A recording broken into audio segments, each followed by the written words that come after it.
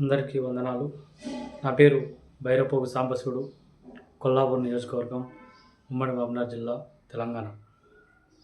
ఇటీవలి కాలంలో ప్రముఖ రాజకీయ విశ్లేషకులు ప్రొఫెసర్ నాగేశ్వరరావు గారు చేసినటువంటి వ్యాఖ్యలు ఏవైతే ఉన్నావో, జనసేన పార్టీ అధ్యక్షులు శ్రీ పవన్ కళ్యాణ్ గారు, జనసేన పార్టీ ముఖ్య నాయకులు మంత్రివర్యులు శ్రీ నాదెండ్ల మనోహర్ గారు ఢిల్లీ వెళ్ళి శ్రీ కేంద్ర హోంమంత్రి అమిత్ షా గారిని కలిసిన సందర్భంలో కూటమి ప్రభుత్వంలో కూటమి నాయకుల ద్వారా, అలాగే జనసేన పార్టీ నాయకులతో జగన్మోహన్ రెడ్డి గారిని తక్షణం అరెస్టు చేసే విధంగా తమ పైన ఒత్తిడి ఉంది, ఈ యొక్క అంశాన్ని మీరు పరిశీలించి జగన్మోహన్ రెడ్డి గారి అరెస్టును చేయాలని కోరినట్లుగా, శ్రీ పవన్ కళ్యాణ్ గారు కోరినట్లుగా, ఈ యొక్క విషయాన్ని కోర్ కమిటీలో శ్రీ నాదెండ్ల మనోహర్ గారు జనసేన పార్టీ కోర్ మీటింగ్లో ఎమ్మెల్యేలకు, ముఖ్య నాయకులకు, మంత్రులకు తెలియపరిచినట్టుగా అక్కడ కోర్ కమిటీలో ఉన్న కొంతమంది వ్యక్తులు నాగేశ్వరరావు గారికి చెప్పినట్లుగా ప్రస్తావిస్తూ ఈ యొక్క వ్యాఖ్యలను మేము తీవ్రంగా జనసేన పార్టీ ఉమ్మడి మహబూబ్‌నగర్ జిల్లా తరపు నుంచి కొల్లాపూర్ కాన్స్టిట్యుయెన్సీ తీవ్రంగా ఖండిస్తా ఉన్నాం. ఎందుకంటే పవన్ కళ్యాణ్ గారు ఒక నాయకుడి అరెస్టు కోసమో, ఒక పార్టీ నాయకుడి అరెస్టు కోసమో, ఒక ఢిల్లీ పెద్దలతోటి లాలూచి పడే వ్యక్తి కాదు. ఎందుకంటే పవన్ కళ్యాణ్ గారు ఎంతో ధైర్యం కలిగిన వ్యక్తి, ఎంతో సిద్ధాంతం, భావజాలం కలిగిన వ్యక్తి, రాజకీయాల స్పష్టమైన అవగాహన కలిగిన వ్యక్తి శ్రీ పవన్ కళ్యాణ్ గారు. ఎందుకంటే పవన్ కళ్యాణ్ గారు అధికారంలో లేనప్పుడు కూడా జగన్మోహన్ రెడ్డి గారు 151 సీట్లతోటి అధికార పీఠం ఎక్కి ముఖ్యమంత్రి అయిన సందర్భంలో అనేక ఇబ్బందులు జనసేన పార్టీని, పవన్ కళ్యాణ్ గారిని, జనసేన పార్టీ నాయకులను ఎంతో క్షోభకు గురి చేస్తే కూడా తన కుటుంబీకులను, సొంత తల్లిని, భార్యలని, పిల్లల్ని తిడితే కూడా ఎక్కడ కూడా వెనక్కి తగ్గకుండా, ఎక్కడ కూడా కుంగిపోకుండా ధైర్యంతో ఒక సిద్ధాంతం కలిగిన, ఒక నిఖార్సైన, ఒక భావజాలం కలిగిన ఒక రాజకీయ నాయకుడిగా పవన్ కళ్యాణ్ గారు జగన్మోహన్ రెడ్డి గారిని, ఆ ప్రభుత్వాన్ని ఎదుర్కోవడం జరిగింది. ఇది ఒక విషయాన్ని ప్రొఫెసర్ నాగేశ్వరరావు గారు కంపల్సరీగా గుర్తుపెట్టుకోవాలి. మీకు తెలియదని కాదు, మీకు అన్నీ తెలుసు. రాజకీయ అనుభవం కలిగిన వ్యక్తులు, రాజకీయ విశ్లేషణ, అన్ని పార్టీల మీద రాజకీయ అవగాహన కలిగిన వ్యక్తులు మీరు ఇలాంటి వ్యాఖ్యలు చేయడం చాలా దురదృష్టకరం, బాధాకరం. మాకు ఒకటి అనిపిస్తూ ఉంది, మీరు ఒక రాజకీయ విశ్లేషకులుగా కాకుండా వైసీపీ పార్టీ నాయకులుగా, లేకపోతే ఆ పేటీఎం బ్యాచ్ లాగా మీరు కండవ కప్పుకొని మీరు విమర్శలు చేయండి. జనసేన పార్టీ అధ్యక్షుని మీద, జనసేన పార్టీ మీద మేము దాన్ని స్వీకరిస్తాం, దాన్ని తిప్పికొట్టడానికి కూడా సిద్ధంగా ఉన్నాం.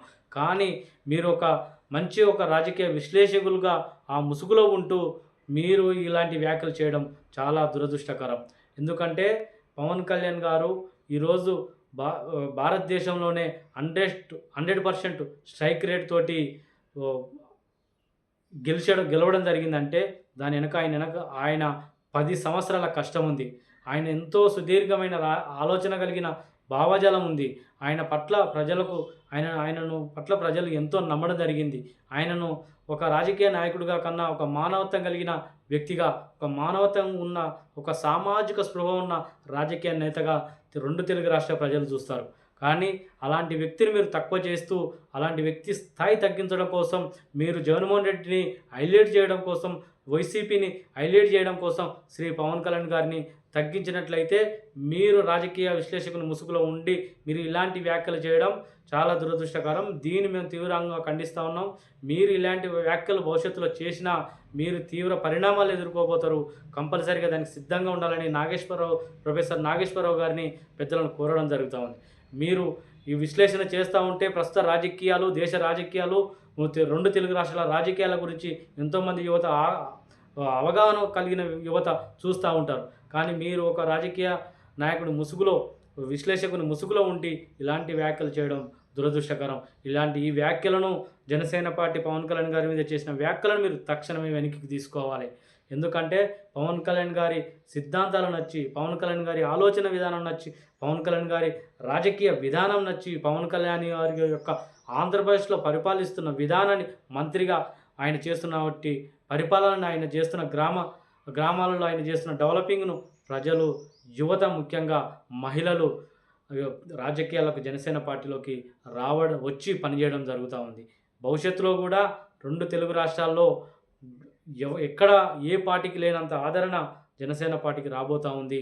మొన్న దానికి ఉదాహరణే మొన్న పవన్ కళ్యాణ్ గారు జనసేన పార్టీ ఉద్యమి ఆత్మీయ సమావేశంలో కూడా చాలా క్లియర్ కట్‌గా ఒక దిశానిర్దేశం చేయడం జరిగింది. ఆ యొక్క దిశానిర్దేశాన్ని బట్టే చెప్పొచ్చు పవన్ కళ్యాణ్ గారు ఎలాంటి రాజకీయ మార్పులు, ప్రకంపనలు సృష్టించబోతున్నాడో 2 తెలుగు రాష్ట్రాల్లో, భారతదేశంలో అని మీకు దడ పుట్టింది కాబట్టే, వైసీపీకి భయం పుట్టుకున్నది కాబట్టే పవన్ కళ్యాణ్ గారు వెళ్తున్న మార్గం ఇక మళ్ళా మనం భవిష్యత్తులో అధికారంలోకి వచ్చే పరిస్థితిలో లేవు కాబట్టే ఒక కొత్త అంశాన్ని పవన్ కళ్యాణ్ గారిని తక్కువ చేసే ఒక విషయాన్ని మీరు బయటికి తీసుకొచ్చి ఒక వైసీపీ పేటీఎం బ్యాక్‌గ్రౌండ్‌లో పనిచేసే ఒక పేటీఎం బ్యాచ్‌లాగా మీరు మాట్లాడడం తగదని ప్రొఫెసర్ నాగేశ్వరరావు గారికి ఈ సందర్భంగా తెలియజేస్తా ఉన్నాం.